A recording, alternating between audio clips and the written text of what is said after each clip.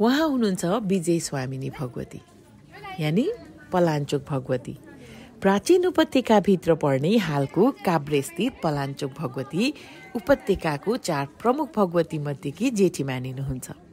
यस भगवतीको स्थापना विक्रम सम्वत 425 मा तत्कालीन लिच्छवी राजा मानदेव प्रथमको समयमा विजय स्वामिनी देवीले गराउनु भएको थियो।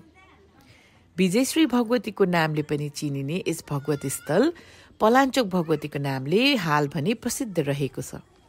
पलाञ्चोक नाम कसरी रहन गयो भन्ने सन्दर्भमा भगवतीको मन्दिर रहेको डाँडा तत्कालीन समयमा एक प्राचीन सहर पाञ्चाल नगर हालको पनौतीमा पर्दथ्यो। त्यसै बस्तीको माथि रहेको डाँडामा विराजमान हुनुभएकोले यस भगवतीलाई पलाञ्चोक भगवती भनिएको मानिन्छ।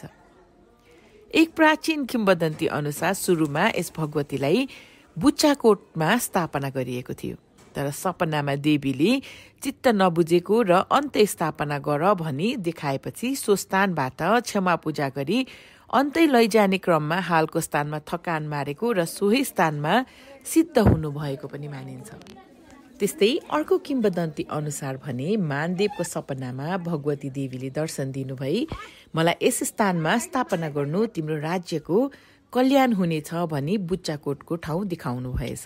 सोही अनुसार मूर्ति बनाउन लगाई बुच्चाकोट लाने क्रममा थकाइ लागेर मूर्ति बिसाएर आराम गरेपछि केही समयपछि लानको लागि मूर्ति उठाउन खोज्दा उठाउनै नसकिएपछि जति बल गर्दा पनि नसकेपछि देवीको इच्छा मानेर सोही स्थानमा स्थापना गरेको पनि मानिन्छ।